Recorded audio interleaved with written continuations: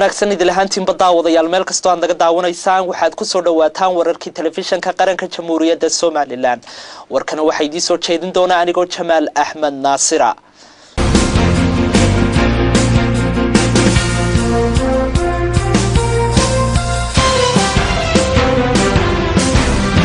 madaxweynaha Jamhuuriyadda Soomaaliland mudane Axmed Maxamed Maxamuud Siilayo ayaa dhambaal hambalyo u diray mujaahidiintii ee sanamweel walba ay ku sugan yihiin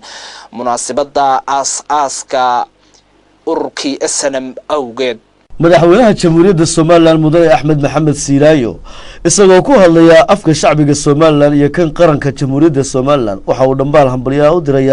dhammaan mujaahidiintii SNM meel kasta oo ay joogaan isagoo ugu hambalyeynaya madaxweynuhu sanad guurada 33 oo u astaysan maalinta mujaahidka SNM ee 6 bisha Abriil madaxweynaha Jamhuuriyadda Soomaaliland waxa uu tilmaamay in mujaahidiintii SNM halgankii ay soo galeen uu yahay midhaheedu kaynu maanta xor ku nahay qaran jira ku hogaaminayno mustaqbal iyo rajo wacan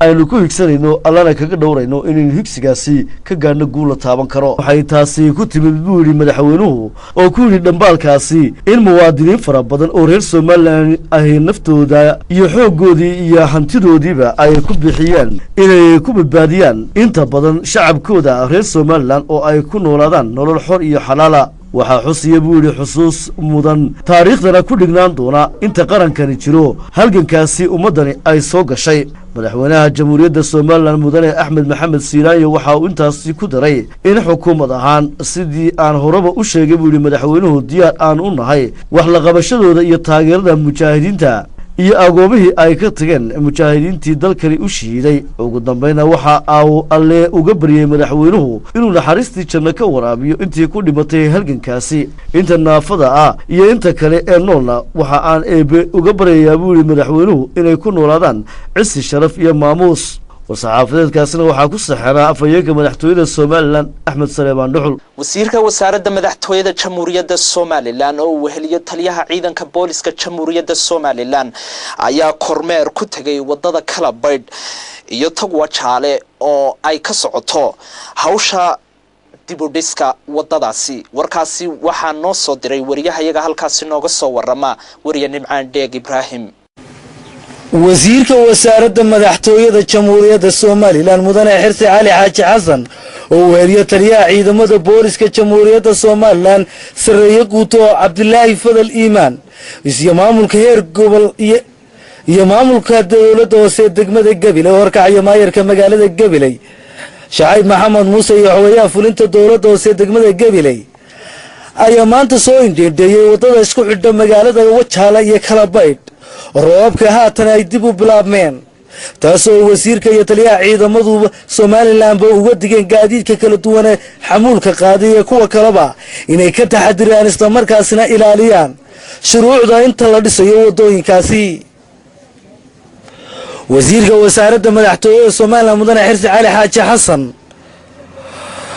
iyo wafdigaasi waxa ay sidoo kale kormeer ku gaareen guud ahaanba bilowga iyo dhamaadka dhismaha wadadani oo ay soo dheendheeyeen isla markaasina ay guud ahaanba u xogaal qonayeen xaaladda guud ee wadadaasi gabagabadiina wasiirka iyo wafdigii ballaadhna oo hogaaminayay weheliyo taliyaha ciidamada booliska Soomaaliland waxay isla maantaba u soo ambabaxeen caasimadda Hargeysa ee Soomaaliland waa Nimcaan Deeg Ibraahim iyo Mixyadiin Maxamed Daahir TV qaranka Gabiley wasiirka wasaaradda caafimaadka Jamhuuriyadda Soomaaliland oo hortagay gudida joogtada ee golaha guurtida Jamhuuriyadda Soomaaliland ayaa ka warbixiyay hawsha wasaaraddaasi sida uu warkani inoogu eegayo mar kale wariye Saciid Cabdillaahi Xasan gudida joogtada ee golaha guurtida Soomaaliland ayaa maanta fadhi ay yeesheen waxay warbixin ka dhageysteen wasiirka wasaaradda caafimaadka Soomaaliland Dr. Salmaan Ciise Axmed Xagle Toosiye kaasoo uga warbixiyay waxqabadka wasaaradda muddadii uu joogay wasiirka caafimaadka Soomaaliland waxa uu ku dheeraaday in waxyaabo badan ka qabtay dhinaca caafimaadka baawurta iyo shaqaalaha isagoo arrimahani ka hadlayna waxa uu yiri socdaalku kurgalisa oo ku marnay dalka oo dhan si aanu ogaano baahida caafimaad ee jirta si aanu ogaano wax qabadkii wixii horeynu qabsanay iyo waxa qabiyada inaga dabeetana la sameeyo qorshe 5 sanadooda oo lagu daboolayo qabiyada jirta haddii alla ka dhigo waxa noo qorshaysan imika dhammaan baahiyaha nu soo ogaanay ee gobolada dalka ku soo aragnay sidii loo dabooli lahaa cusbitaalada dalka ayaa noo ahaa priority number 1 markii aan wasaaradda qabanay in la tayeeyo waxaanu dib u eegis ku sameynay siyaasadihii wasaaradda caafimaadka tii national health actigii baan wadnaa tii drugs kan wadnaa waxaanu la shirnay dhammaan kuwa keena daawooyinka waxaanu sameynay list essential drug list la yiraahdo waxaanu ka dalabnay inaanay keeni karin daawo aan liiska ku jirin وداوين باجرة إلا الدولة أي أقولانش بحسه ممنوع أهن أي دل صوغش مركانو أساس من كسمينه وحنا رجنا إن داودي لدونه لسكين كرو سأقولانشها وباهن يتكلمه وحنا كو أمرني عدي لجو قبضه داوين كأنليسكا داو أنليسكا كوتشرين إنت لا بلغ قال دونه gabagabadiina qaar ka mid ah xildhibaanada guddiga joogtada golaha ee fadhigaasi ku sugnaa ayaa wasiirka wasaaradda caafimaadka Soomaaliland mudane Salebaan Ciise Axmed Xagle toosiye waxay wax ka weydiiyeen Dr. Macow ahaa doctor ka yimid dalka Ingiriiska isla markaana shaqada ugu yimid Hargeysa laga joojiyay isagoo uga jawaabayna waxa uu yiri intaan ogahay markaan idin sheego xanta suuqa la wareegayo ee kala gedisan wallahi waxa kuma jiraan si sharciga loo raacay si sharciga go'aanka loo gaaray balse waxaan aad u jeclahay cidda khusayso intaad u yeedhaan in aad weydiisaan sababta ay go'aanka ku qaateen ay iyagu xaq u leeyihiin mandate-kooda ay roolkooda Saciid Cabdillaahi Cabdiraxmaan TV-ga qaranka Cabdiraxmaan magaalada Hargeysa maamulka dawladda ee degmada Burco ayaa ka fulisay magaalada Burco hawlgal lagu banaynayo qaybo kamid ah dhulka sida sharci darrada ah loo dhistay sida uu warkan noogu soo diray wariyahayaga halkaas nooga soo warama Cabdirasaaq Faarax dawladda hoose degmada Burco ayaa maanta sameysay hawlgal ballaaran oo lagu dayactirayo qaar kamid ah xabaalaha magaalada Burco dad shicibi guriga ka dulisteen kuwaasi oo maanta dawladda hoose wajigii koobaad kaga rartay dad deganaa xabaalaha xaafadda Maxamed Cali isla markaana ay ballan qaaday inay geed ku wareejin doonto hawlgalkan ballaaran oo ay ka qayb qaadanayeen gaadiidka iyo cagaf-cagafyada dawladda hoose ayaa waxa horkacay kusimaha duqa degmada Burco Maxamed Xasan Jaamac Xoday oo ay weheliyaan qaar ka tirsan xildhibaanada degmada Burco maayir ku xigeenka degmada Burco Maxamed Xasan Jaamac Xoday oo wehelinaya xildhibaan Bidhi ayaa bulshada ugu baaqay inay tani tahay miinbilow guud ahaanna xabaalaha oo dhan la dayactiri doono waxaana hadaladoodii kamid ahaa halkan aanu taaganay waxa weeye xabaalihii Sayladda beertii Suudaaniga ee ninkii muwaadinka ahaa ee jaamac ka ahaan jiray muwaadinka Ilaahay naxariistii janna isaga iyo ummadda muslimiinta ha siiyo saaka waxaan noo qorshaysan sida arkaysaan inaan xabaalihii meel kasta ay ku yaalaan Burco inaanu samayn doono hawlgal lagu sameeyay deer ummadda muslimiinta gaar ahaan degmada Burco waxaan ugu baaqaynaa in ka qayb qaataan hawlgalka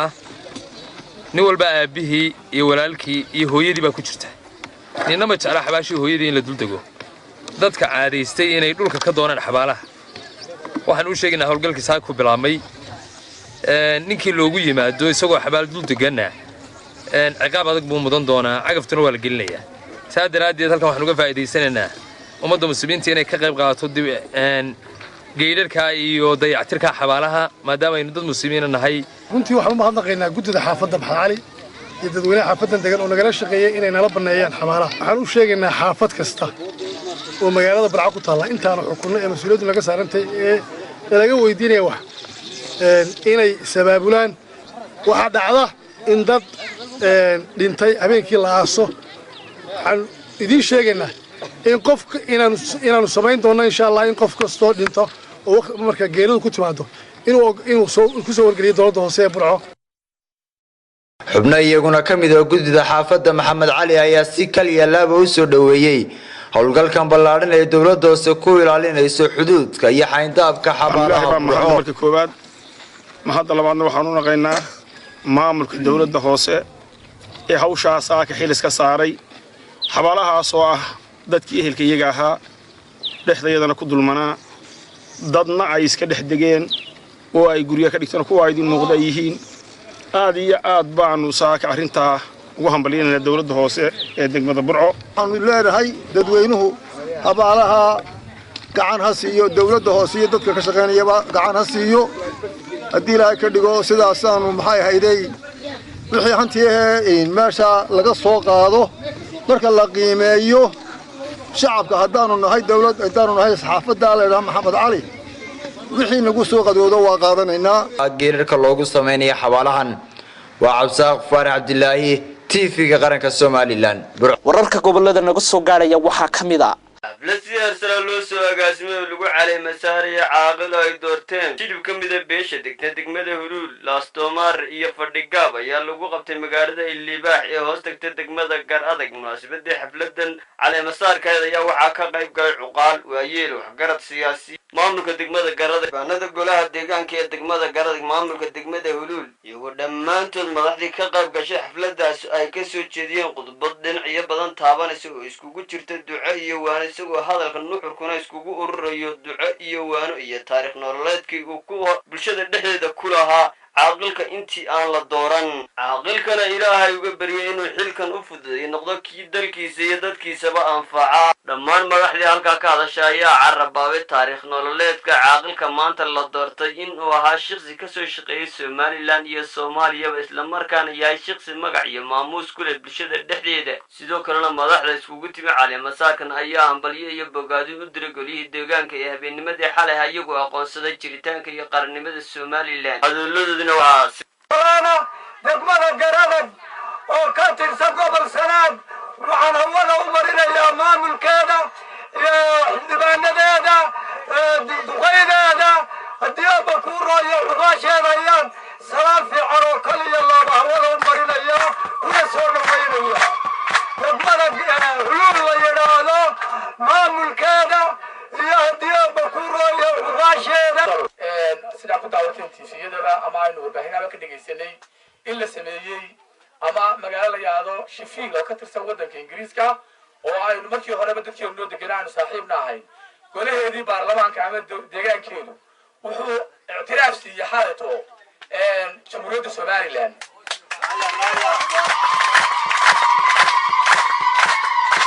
marka waxaynu u direynaa hambalyo ayaynu u direynaa golaha deegaanka ee magaalada Sheffield iyo guud ahaanba wadanka Ilibaax waxa lagu doorayaa caaqil waxaan caaqilkaas waa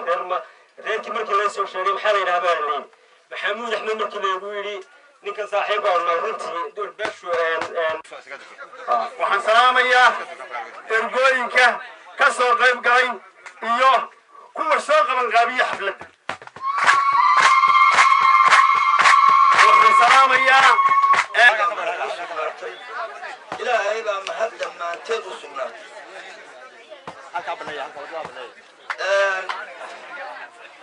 أنا قلت عن قدرة بيا ولا دعيستا وما الإسلامين النهاية أحمد فارح وينه هذا كدورتي عاقل عصب مرجع سنة الله يقول كل شيء محمود أحمد بوكم مقعدير يهي شباب بوكم مقعدير يهي محمود أحمد شباب انت أسوا degmada Huluul iyo tuulooyinkeeda iyo shacabkeeda maanta halka joogo oo soo shamiray yaan ku soo dhaweynayaa inuu noqdo caaqidkii jira ee jiri doona yaan ku soo dhaweynayaa kelmadda ugu horeysa yaan ku soo dhaweynayaa marka waxaan leenahay caaqilkan Axmed Maxamuud Axmed waanu ku soo dhaweynaynaa waan la shaqaynaynaa waanu u hambalyeynaa waanu u soo dadaalaynaynaa macnaha waxaan leenahay adiguna macnaha kulli hanka ama laga laandheero ama laga dhintaa waxaanu halkan u nimi inaanu ka soo qayb galno xafladda caaqilka cusub محمود أحمد محمد إسماعيل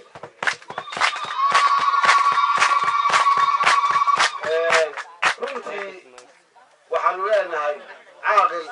caaqil ilaahay kuu buuyo mansabka iyo adiga idinkuna waxaan leeyahay mar haddii aad sidii odayaashii horeba ay sheegeen haddaad dirteen ha ka hadhin ha lala shaqeeyo haddaan lala shaqeyn waxba qaban kari maayo waxaa la guddoomiyihii xildhibaanada yimaadeen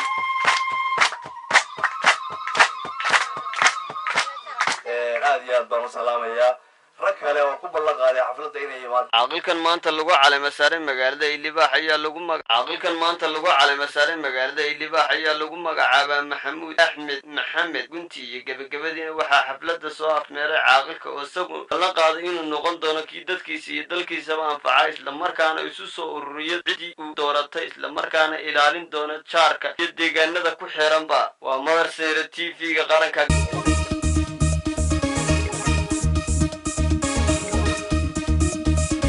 codayntii ayaa soo gabagabooday dalka Afghanistan iyadoo in ka badan 80 qof boqolkiiba dadkii isdiiwaangeliyay ay ka qayb qaataan codbixinta si ay u doortaan madaxweynaha cusub oo lagu wado inuu bedelo Xaamid Karzai codbixiyaasha oo si nabadgelyo codadkooda ku dhiibtay ayaa waxay muujinaysaa in dalka Afghanistan ku guuleystay in si nabadgelyo u qabto doorashooyin iyadoo meelo fara badan oo dalka kamid ah lagu daaday ciidamada ammaanka si looga hortago khataro ka iman kara ururka Taliban gaar ahaan gobolka Qandahar ilaa isbuuc ayaa lagu wadaa inay qaadato tirinta codadka iyadoo madaxweynaha cusub ee dalka loo dooranayo ay hor taagan tahay hawlo adag gaar ahaan sidii loo gabagabeyn lahaa xasaradaha nabadgelyo iyo siyaasadeed ee dalkaasi ka taagan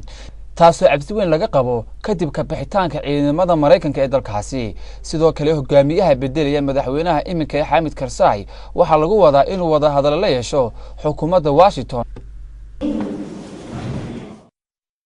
maraakiibta qaybta ka ah baaritaanka caalamiga ah ee diyaaradda Malaysia ayaa baaraya signal laga helay qayb kamid ah badweynta ee u eeg inuu yahay sanduuqii madooba ee diyaaraddaasi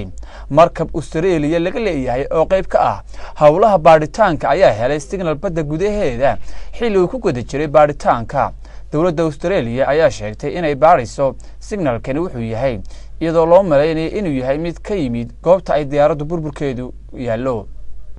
tani waxay imanaysaa in ya kadib markii markab China laga leeyahay uu signal kale uu ku qiyaas in dhowr iyo 20 saacadood u jirta goobta markabkaasi taagnaa ninka Australia u dhashay ee horkacaya hawlaha baaritaanka caalamiga ah Marshal Angus Houston ayaa sheegay in signaladani yihiin kuwa rajo fiican laga qabo inay horseedaan in la helo sanduuqii madooba ee diyaaradda laakiin wuxuu sheegay in weli la xaqiijin karin in signaladu ay ka yimaadeen diyaaraddii Malaysia ee la waayay daawadayaal intaas ayaan ku soo afmeerayaa warkan iyo warar kale faahfaahsanba waxaad ku daawan doontaan baahimahayaga dambe ee soo socda anigoo Jamaal Axmed Naasira iyo waliba bahweyntiga la qayb qaadatay dhanka sawirida habaynta soo diyaarinta warka waxaan idinkaga tagaynaa is aragtimo qal dambe ka hor assalaamu calaykum waraxmatullaahi tacaala wa barakaatuh